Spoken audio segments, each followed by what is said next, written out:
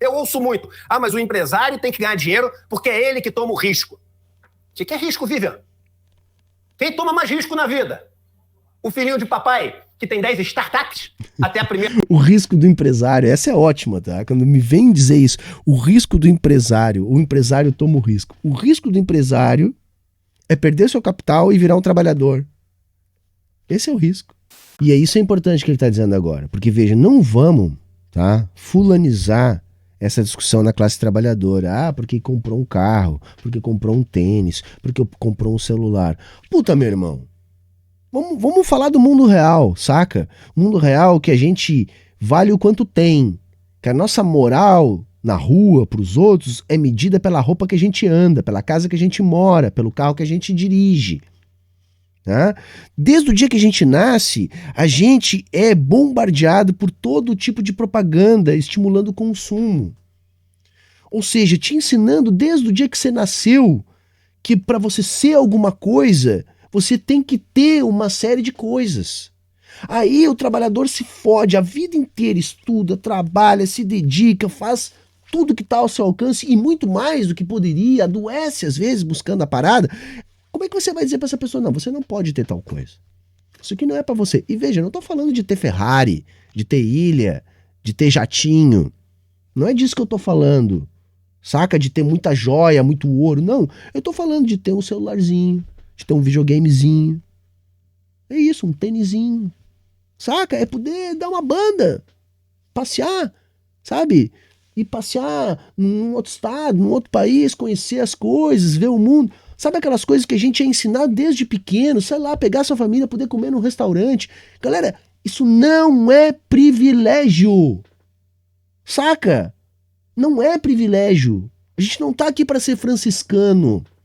Aí como é que você vai dizer pro jovem dizer, não, você não vai ter esse celular aí. Isso não é pra você.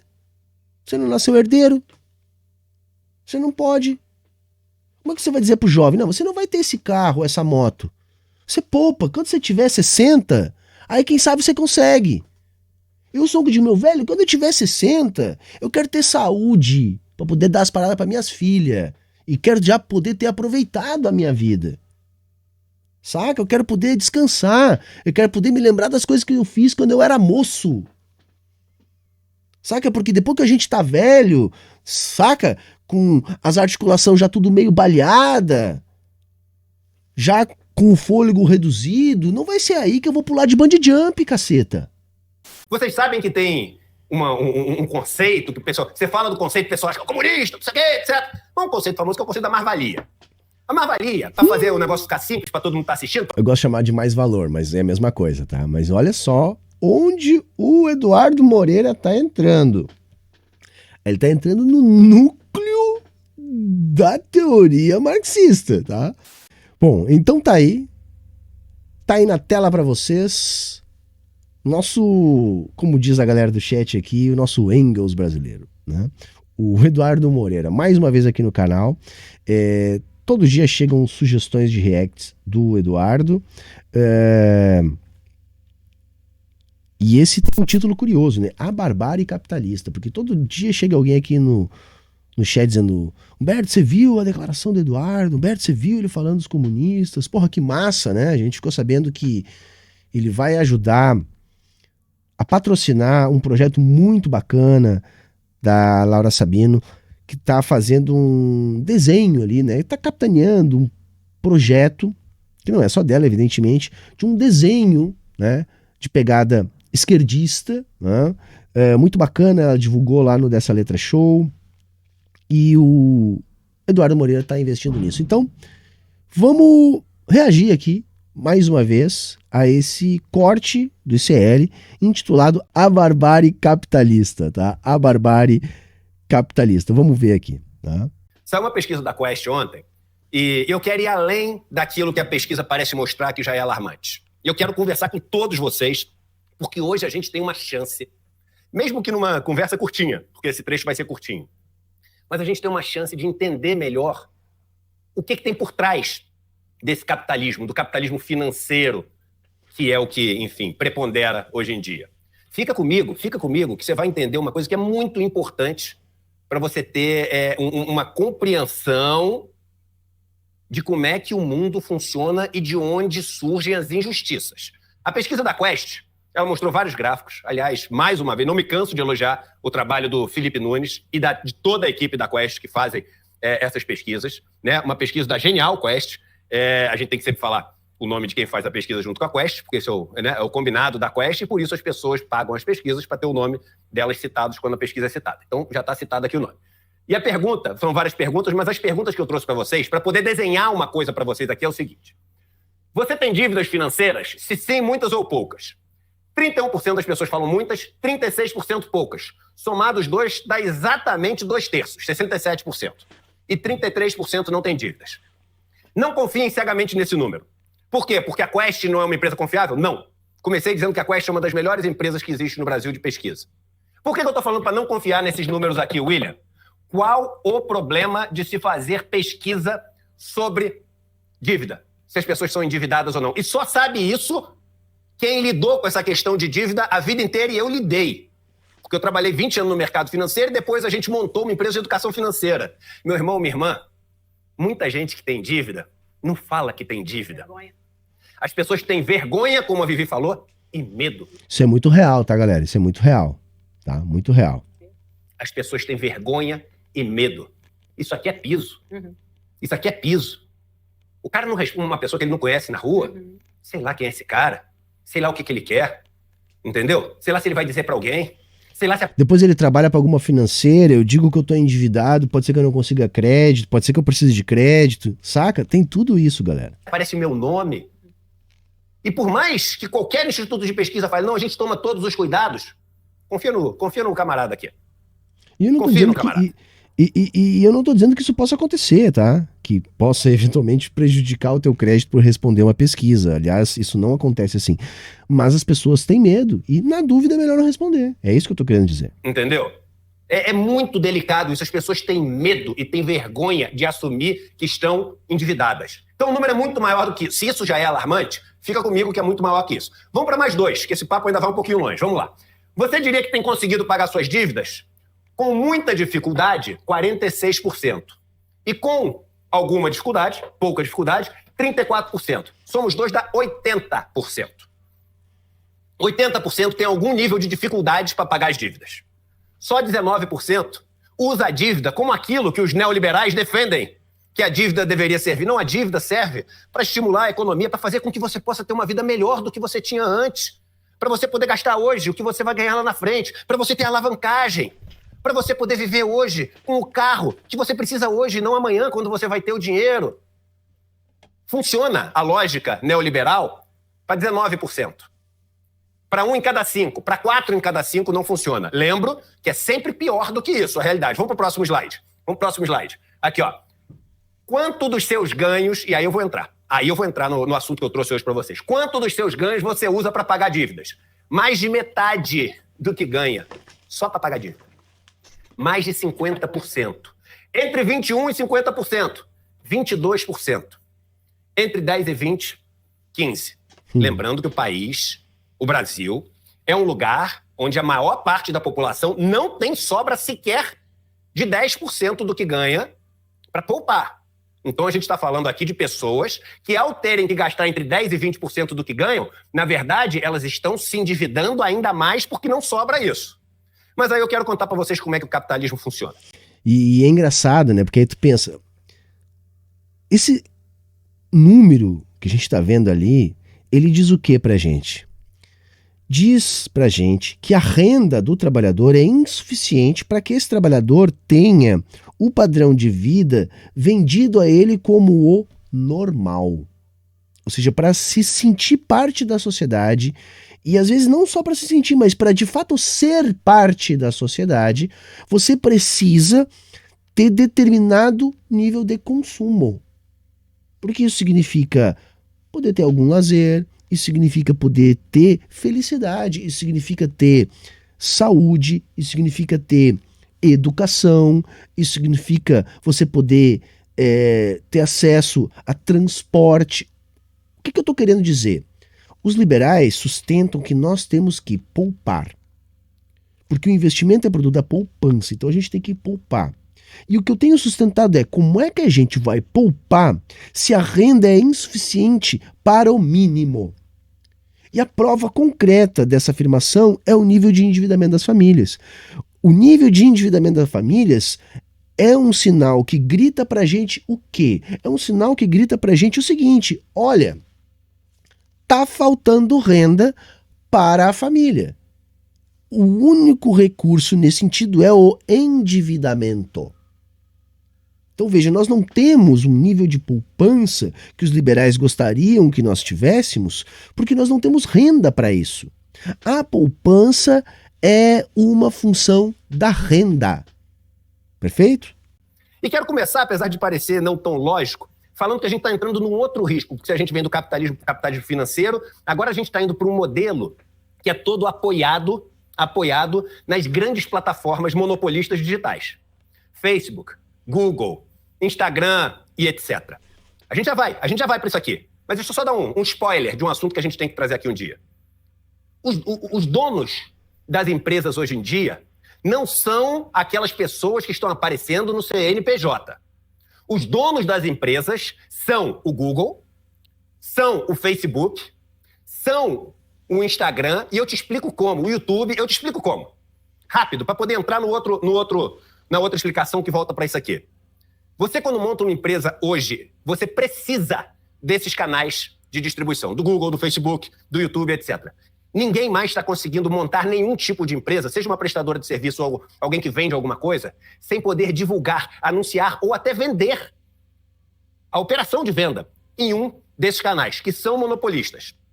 Então você faz uma conta de quanto custa cada cliente ali para você pescar no Google, para pescar no Facebook, para pescar no YouTube. Chama-se CPL, custo por lead, que se transforma em CPC, custo por cliente. Ou seja, um custo para atrair a atenção de um cliente, lead, indicação, e depois o custo para conquistar um cliente. O que o Google faz? O YouTube faz?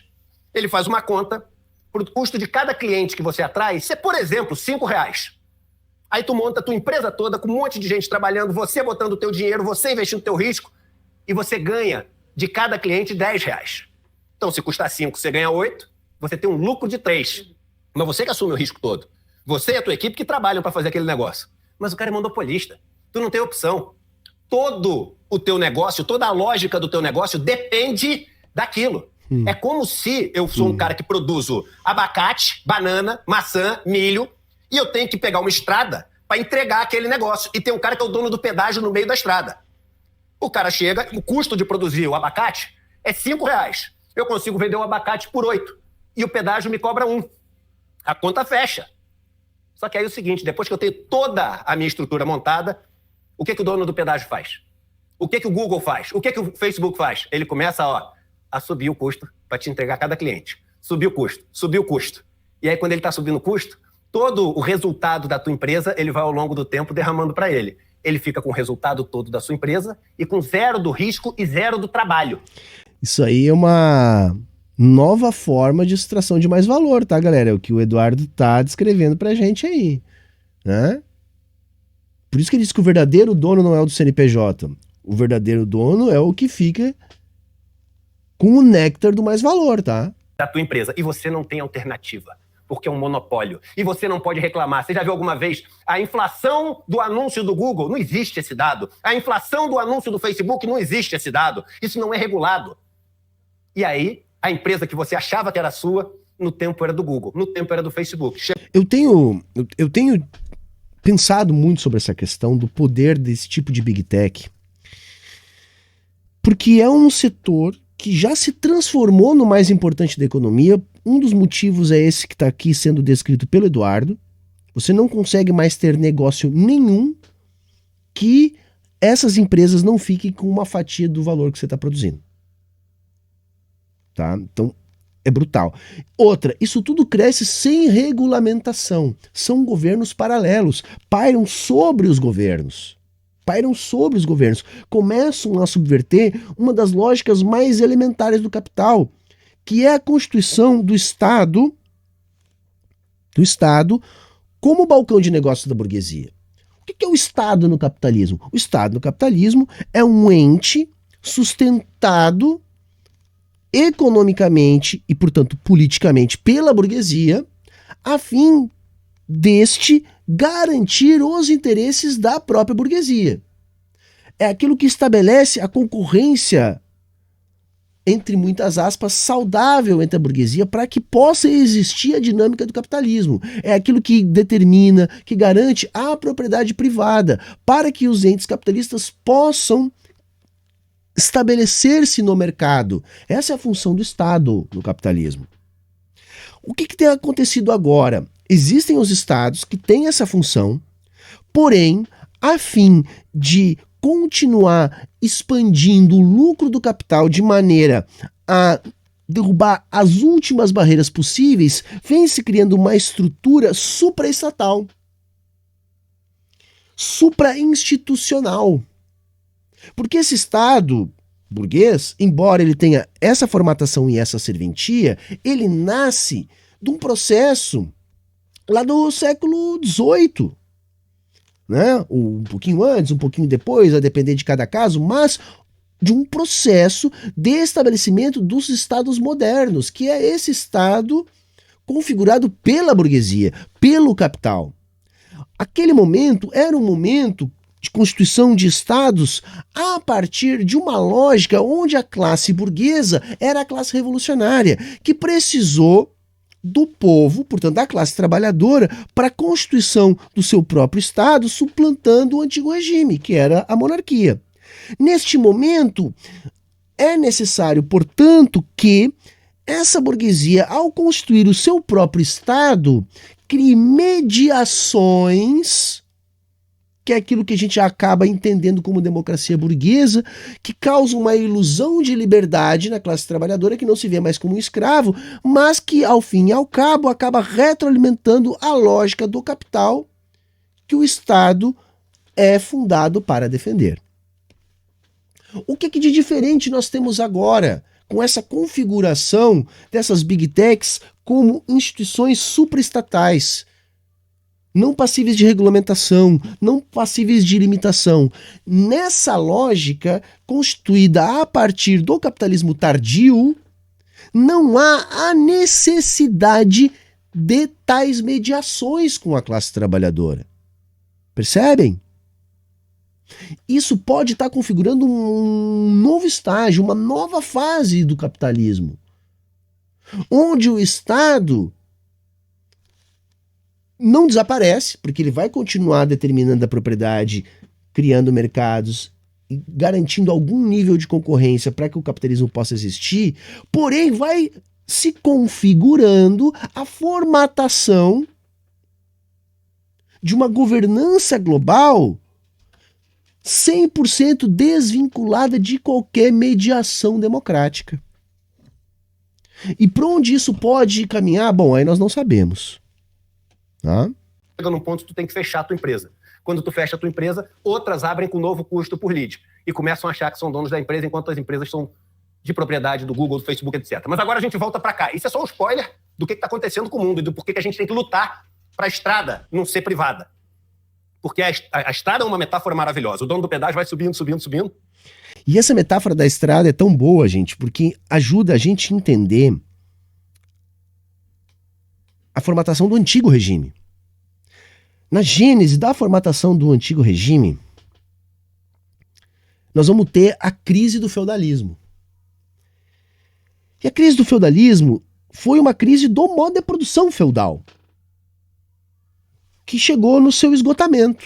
Então você tinha uma superpopulação na Europa, um esgotamento da técnica, um esgotamento do solo, um esgotamento da forma de controle político, né, exercido principalmente pela Igreja Católica, com seu poder temporal.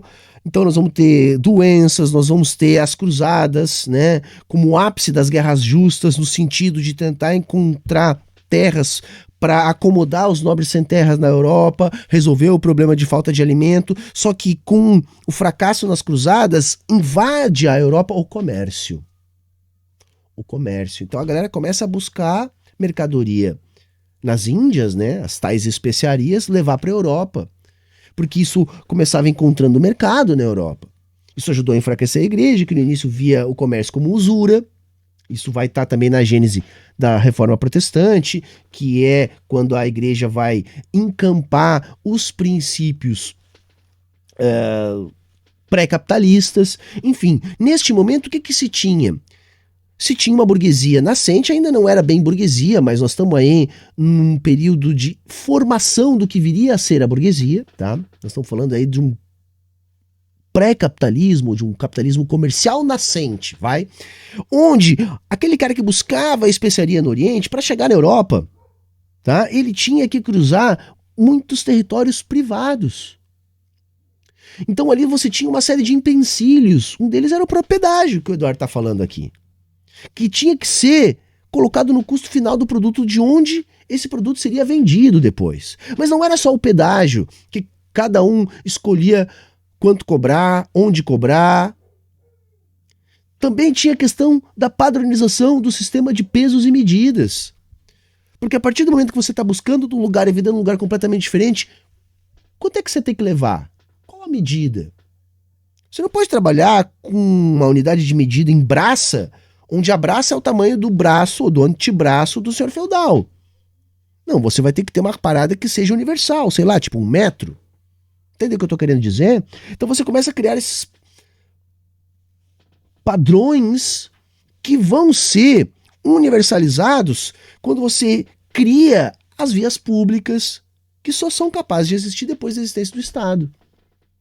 Então também é para atender esse tipo de demanda que acontece esse tipo de transformação. Tá? Mas vamos seguir aqui que eu tô gostando do papo do Edu. Até você falar, poxa, mas eu não consigo mais entregar porque todo o resultado do nosso trabalho está ficando no pedágio. Mas vamos trazer aqui o nosso bom e velho que a gente não usa há um tempo. Nosso bom e velho aqui, nossa boa e velha lousa. No Rio de Janeiro chama quadro. Analógico. Aqui a gente chama lousa. Vê se a câmera tá pegando, a um tá pegando, só de curiosidade. Não tá pegando, mas é... Deixa eu ver. Aqui, não, pra cá, né? Mais pra perto do telão. Então, beleza. Vamos lá. Vivi... Pegou o quadro, bora ver. Vocês sabem que tem um conceito que o pessoal... Você fala do conceito, o pessoal acha que é comunista, não sei o quê, etc. Um conceito famoso que é o conceito da mais-valia. A mais-valia, pra fazer o negócio ficar simples pra todo mundo estar assistindo... Eu gosto de chamar de mais-valor, mas é a mesma coisa, tá? Mas olha só onde o Eduardo Moreira tá entrando. Ele tá entrando no núcleo da teoria marxista, tá? A mais-valia é aquilo que o Marx descobre e que a partir disso ele prova que não há capitalismo sem exploração da força de trabalho. Galera, o Marx está descobrindo a mais-valia, sabe para quê? Porque na época tinha um debate que era o seguinte: de onde vem a riqueza? E a tese que vigorava era o seguinte: não, a riqueza é uma questão individual a partir da habilidade do indivíduo nos negócios. Então o cara é mais habilidoso nos negócios, ele faz melhores trocas, faz melhores escolhas, então ele poupa mais, é mais regrado, né? E aí ele ganha dos outros, né? Porque ele faz melhores escolhas. E o Marx vai dizer, não pode, não é possível, porque a riqueza, ela cresce. Então não é na troca comercial que se produz a riqueza. Porque se isso for verdade, um fica mais rico, mas o outro fica mais pobre na troca comercial. De onde vem a riqueza? E aí que o Marx chega naquela ideia de que não, a riqueza não é o dinheiro, não é a moeda, a riqueza é a produção. Por isso que até hoje os capitalistas, quando querem avaliar a riqueza de uma nação, eles avaliam o PIB, que é a produção, é um fluxo, né, de produções. Bom, mas a produção de quê? De qualquer coisa? Não. É a produção tipicamente capitalista. A produção tipicamente capitalista é a produção de mercadorias. Mercadorias. Veja, como é que eu sei se o bolo que eu fiz é uma mercadoria ou não? É muito simples. Se eu fiz para comer, não é. Se eu fiz para vender, é. Percebem? Então vejam, é a produção que determina a riqueza. Então a riqueza aumenta porque aumenta a produção.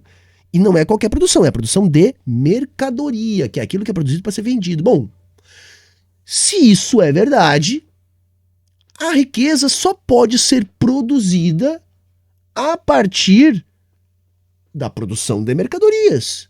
Ora, como que acontece a produção de mercadorias?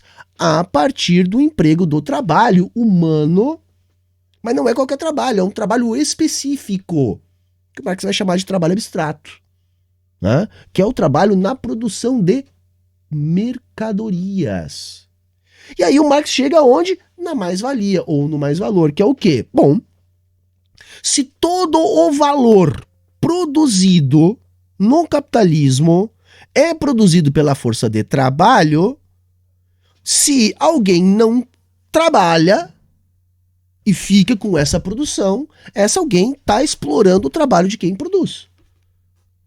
E isso é o mais-valor ou a mais-valia. É a parte que o capitalista fica do valor produzido pela força de trabalho. Então falar de mais-valia, que é o que o Eduardo está dizendo que vai falar aqui, é falar do cerne da teoria marxista, que é uma teoria incontornável. Por isso que até hoje os liberais ficam igual ao sagui no incêndio da floresta, desesperados. Porque foi refutado há 200 anos. Mentira! Não há refutação para isso. O que eles fazem é tangenciar isso. Eles tentam dizer que não, o valor não pauta os preços. Ou não, o valor vem de outra coisa. Porque se eles admitirem este processo, é impossível dizer que não há mais valor na economia capitalista. Pra gente não entrar em debate ideológico, etc., que eu adoro entrar, mas para simplificar o negócio é o seguinte. É o cara que produz 10 quilos de tomate, e o dinheiro que ele ganha para poder produzir, colher, chegar com 10 quilos de tomate, o dinheiro que ele ganha em troca daquele tomate que ele dá pro cara, ele não consegue comprar nem 1 quilo de tomate. O cara que produz um móvel, produz uma cadeira, ele pega, trabalha numa loja ali, de móveis. Aí o cara pega e entrega uma cadeira pro dono de móveis. O dono da loja de móveis dá pra ele um dinheiro. Ele fez a cadeira toda sozinha. Aí ele pega aquele dinheiro e fala assim, pô, se eu ganhar esse dinheiro em troca de uma cadeira, eu posso pegar esse dinheiro e comprar a cadeira. Aí ele vai comprar a cadeira, o cara não consegue comprar nem um picolé, pelo que ele fez para comprar a cadeira. Então, a capacidade dele de produzir algo é trocada por um dinheiro que vale muito menos do que aquilo. Para onde foi a diferença se a cadeira passou a existir? Se os tomates estão aí. Essa diferença foi pro dono da terra. Essa diferença foi pro dono da loja. Essa diferença foi pro dono dos meios. Foi pro capitalista. Do capital. E aí esse cara vai cada vez ganhando mais dinheiro, porque para você produzir riqueza você precisa dos meios, precisa do capital. Essa galera vai monopolizando, e monopolizando que vai ficando no 10%, depois no 1%, depois no 0,1%, eles vão ficando dono de tudo. E aí, irmão, é isso aí. Daqui a pouco tu produz 100 quilos de tomate e tu ganha um palito de dente para tirar a semente do tomate, que é o que tu ganha em troca. Isso é o capitalismo como ele chegou até agora. Mas agora a gente tem o capitalismo financeiro. Sabe como é que é o capitalismo financeiro? Entrou uma pessoa na história para dividir o fruto do teu trabalho com o dono da terra, com o dono da máquina. E sabe quem entrou na história para dividir? O dono do banco. O dono do banco entrou na história. Então, veja bem, que você pega, tá? E você é o cara que vai lá e produz. Você é o cara que trabalha no chão de fábrica de uma empresa que fabrica celular. Aí você tem aqui o celular, tá? Celularzinho, sei lá que celular é esse aqui. Pronto. Eu ia botar antena, celular não tem mais antena, né, meu irmão? Então, beleza, tu tem aqui o celular. Só que você fez esse celular, e você, em troca de fazer esse celular, você ganhou um dinheirinho que não é o valor de um celular. Você ganhou um dinheirinho que, no máximo, dá para comprar um picolé. Então você é o cara que faz o celular, mas com o dinheiro que você ganha, tu consegue comprar um picolé. A diferença entre o preço do picolé e do celular, que é o teu tempo de trabalho, que é o teu esforço, que é o teu suor, é tempo de vida, irmão. É tempo de vida, irmão. Pra onde foi a diferença entre o valor do celular e o preço do picolé que tu ganhou? Foi pro dono dessa empresa de celular. Ele ganhou a diferença. Então a diferença veio... Por isso que eu digo, galera, quem trabalha não tem tempo de ganhar dinheiro no capitalismo. Não tem. Quem vive do trabalho sobrevive no capitalismo. Quem ganha dinheiro no capitalismo é quem vive do trabalho dos outros. Porque se você vive do seu trabalho, e é isso que o Eduardo está explicando aí, cada vez você tendencialmente ganha menos. Para você começar a ganhar mais, você tem que achar algum jeito de ganhar aquilo que os outros estão trabalhando. Porque no capitalismo, quem trabalha não tem tempo de ganhar dinheiro. Para cá. Só que aí o modelo se aperfeiçoou e fez o seguinte: eu não compro mais o selo, eu que ganhei o dinheiro do celular, que comprei o picolé, vai ter um dia que eu quero comprar o celular também. Só que eu não tenho dinheiro para comprar o celular, porque o meu dinheiro, o pouquinho que eu ganho, que sobrou para mim, só dá para comprar o quê? O picolé. Então qual a maneira que eu tenho de comprar o celular? Eu tenho que fazer o quê? Me endividar. Eu tenho que parcelar a compra do celular. E aí, quando eu parcelo a compra do celular, esse celular, que deveria custar R$1.000, esse celular, eu compro ele em 20 parcelas. De quanto? De R$50? Não. De R$100? Não. Eu compro ele em 20 parcelas de R$200, que daria R$4.000.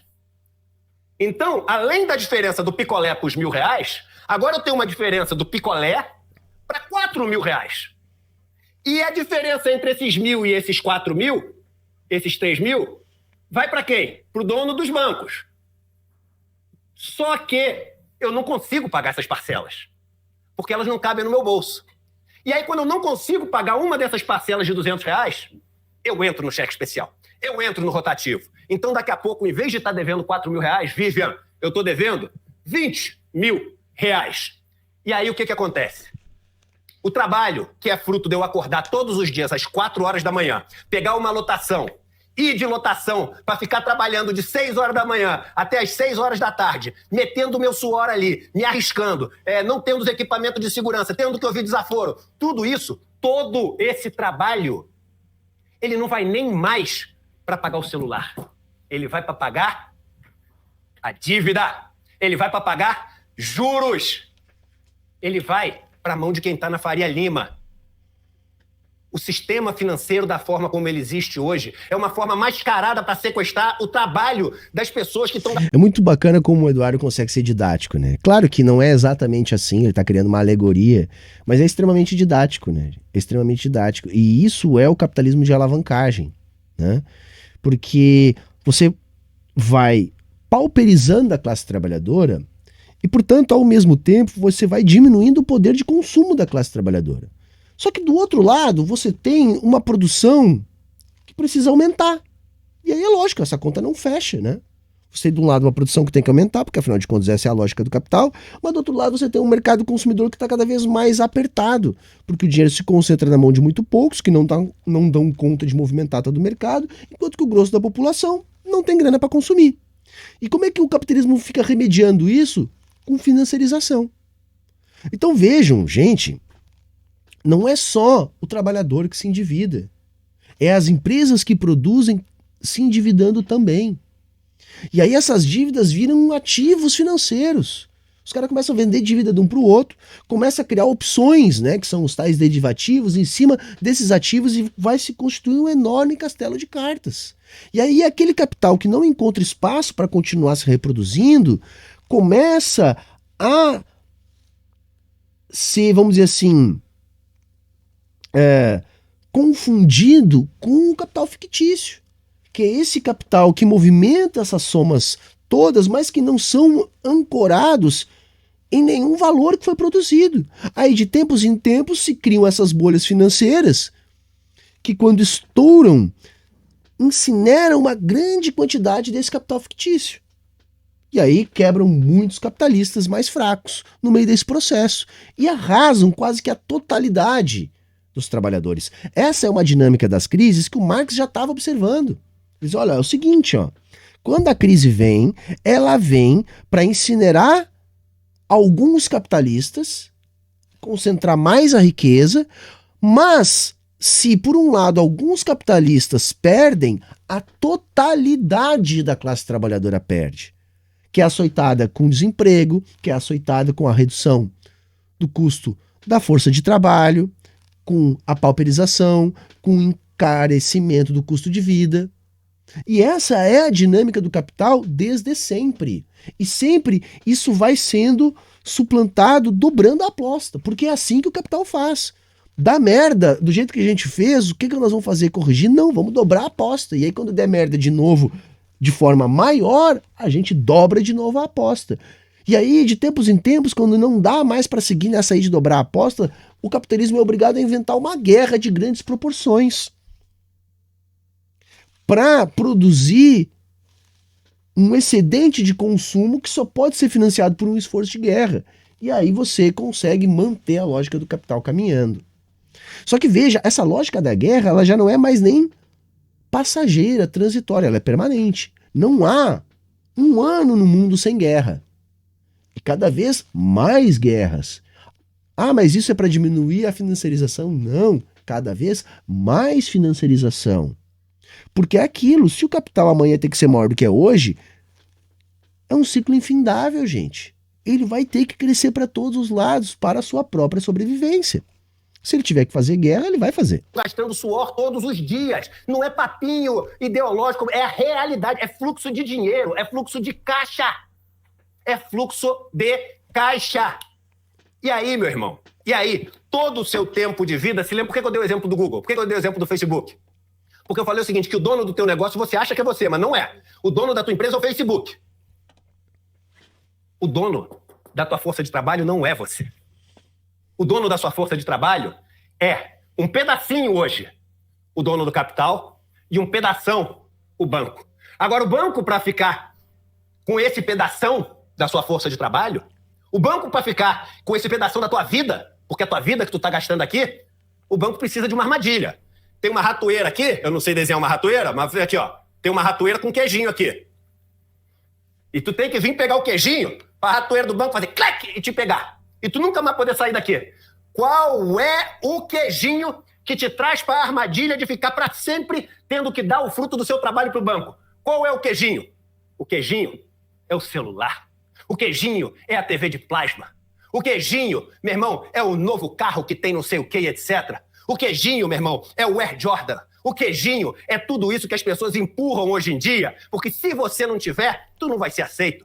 Se você não tiver, tu não vai ser amado. E é isso é importante que ele está dizendo agora, porque veja, não vamos, tá, fulanizar essa discussão na classe trabalhadora. Ah, porque comprou um carro, porque comprou um tênis, porque comprou um celular.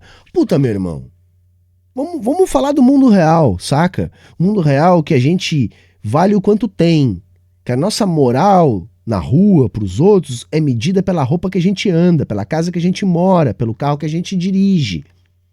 Tá? Desde o dia que a gente nasce, a gente é bombardeado por todo tipo de propaganda estimulando o consumo. Ou seja, te ensinando desde o dia que você nasceu que para você ser alguma coisa, você tem que ter uma série de coisas. Aí o trabalhador se fode a vida inteira, estuda, trabalha, se dedica, faz tudo que está ao seu alcance e muito mais do que poderia, adoece às vezes buscando a parada. Como é que você vai dizer para essa pessoa, não, você não pode ter tal coisa? Isso aqui não é para você. E veja, eu não tô falando de ter Ferrari, de ter ilha, de ter jatinho. Não é disso que eu tô falando. Saca? De ter muita joia, muito ouro. Não, eu tô falando de ter um celularzinho, de ter um videogamezinho. É isso, um tênisinho. Saca? É poder dar uma banda, passear, sabe? Ir passear num outro estado, num outro país, conhecer as coisas, ver o mundo. Sabe aquelas coisas que a gente é ensinado desde pequeno, sei lá, pegar sua família, poder comer num restaurante. Galera, isso não é privilégio. Saca? Não é privilégio. A gente não tá aqui para ser franciscano. Aí como é que você vai dizer pro jovem dizer, não, você não vai ter esse celular aí. Isso não é pra você. Você não nasceu herdeiro. Você não pode. Como é que você vai dizer pro jovem, não, você não vai ter esse carro, essa moto. Você poupa. Quando você tiver 60, aí quem sabe você consegue. Eu sou de meu velho, quando eu tiver 60, eu quero ter saúde para poder dar as paradas para minhas filhas. E quero já poder ter aproveitado a minha vida. Saca? Eu quero poder descansar. Eu quero poder me lembrar das coisas que eu fiz quando eu era moço. Saca? Porque depois que a gente tá velho, saca? Com as articulações já tudo meio baleada, já com o fôlego reduzido, não vai ser aí que eu vou pular de bungee jump, caceta. Tá entendendo? Não, a gente tem que aproveitar a vida quando a gente tem saúde pra fazer isso. Saca? Eu, quando tiver 60, de que me adianta ter uma bike da hora? Não, eu quero ter uma bike da hora o dia que eu puder pedalar, subir um morro, fazer trilha, aproveitar as coisas legais que dá pra fazer. E aí a renda é curta. Aí vocês trabalham, você tá vendo os outros lá que tem herança, que tem isso, aquilo, que estão consumindo. Você vê na televisão, você vê no outdoor, você vê na internet. E aí, poxa, você vai culpar a pessoa que diz, não, eu vou fazer um carnezinho sim. Você vai culpar essa pessoa? Você vai querer convencer essa pessoa? Não, tudo isso que você passou a vida inteira vendo, tudo isso que sempre disseram que é legal, que é bom, você nunca vai consumir nem um pouquinho disso, nem um pedacinho disso. Não, você vai para dívida, você vai para o carnê, você vai para o boleto, você vai para o rotativo do cartão de crédito, você vai para o consignado. Porque como a classe trabalhadora tem, para ter um pouquinho daquilo que o mundo capitalista passa a vida inteira nos dizendo que é aquilo que a gente tem que ter para ser alguém na vida. Então não vamos culpar a trabalhadora ou o trabalhador. Saca? Porque nem todo mundo consegue. Seria bom se a galera conseguisse não cair na tentação do consumo. Porque o mundo oferece pra gente uma porção de coisas inúteis. Não é isso? A gente pode até saber disso, mas vem cá. A gente é robô agora? Tem pessoas que conseguem levar isso numa boa. Mas outros não, galera. E nós não podemos fulanizar, culpar o trabalhador. Se você não tiver, tu não vai entrar na festa, tu não vai entrar no clube. Se você não tiver, tu não vai ter os melhores amigos. Se você não tiver, tu não vai ter like no Facebook, tu não vai ter like no Instagram. Se você não tiver, você é um bosta.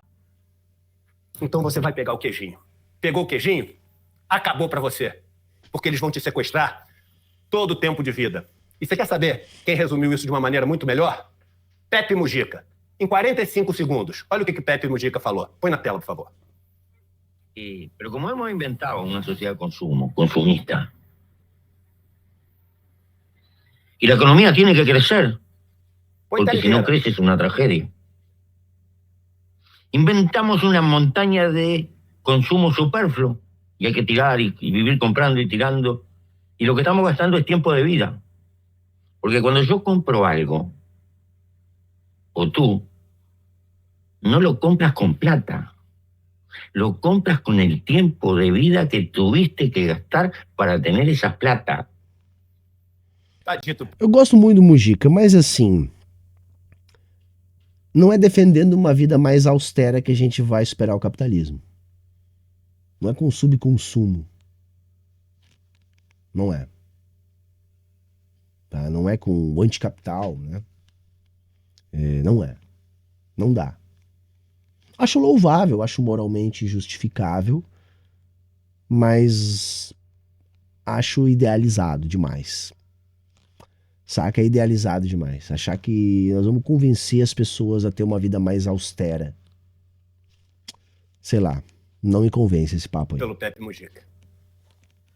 O queijinho da ratoeira colocado pelo sistema, que te capturava um pedaço grande do trabalho através da mais-valia e que hoje captura muito mais do que o que você vai conseguir pagar durante toda a tua vida através do sistema financeiro, através das dívidas. Isso que a gente mostrou ontem não é só uma situação de quanto o Brasil está endividado.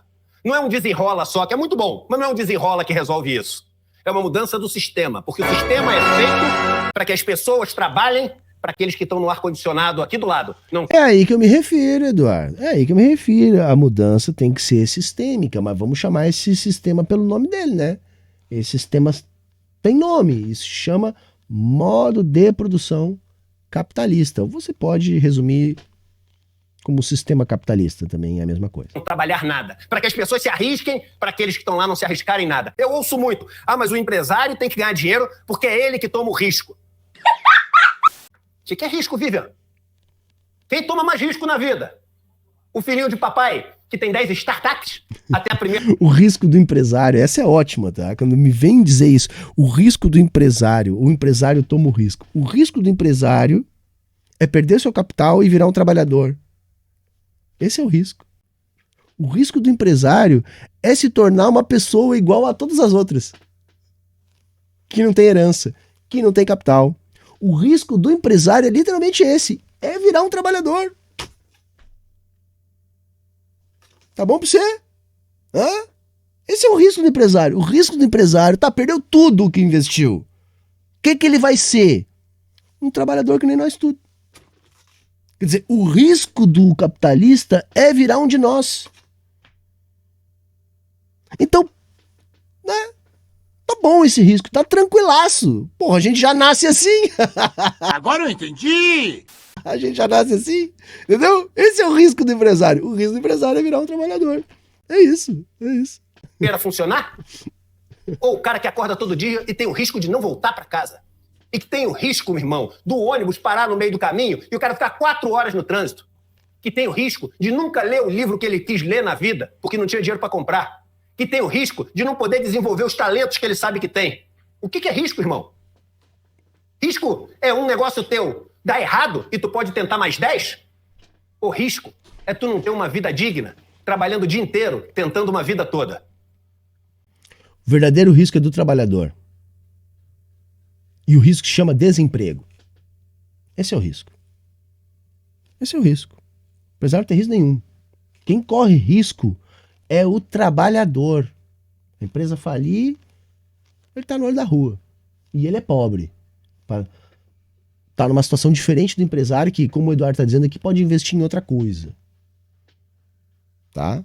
O verdadeiro risco é do trabalhador. Sempre. É por isso que eu digo, a gente tem que elogiar programas do governo e etc., que aliviam a situação. Mas se a gente não lutar pela mudança do sistema, se a gente não tirar a ratoeira da sala, meu irmão, a gente só vai ver esse negócio durar mais e mais e mais, e mais sangue sendo derramado debaixo da nossa força. Isso é uma pesquisa. É isso aí, viu? Então, assim, o que ele tá dizendo aí, galera, assim, eu entendi dessa maneira, tá? Eu entendi dessa maneira. O que ele tá dizendo aí é assim, olha, traduzindo, tá? O que o Eduardo tá dizendo aqui pra nós é...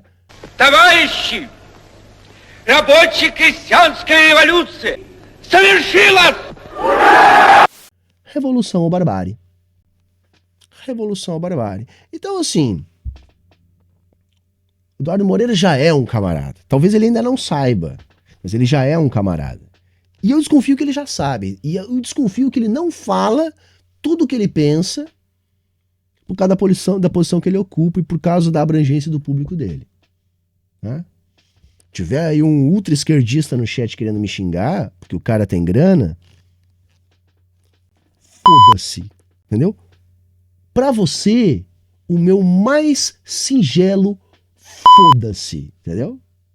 Com isso a gente fica por aqui.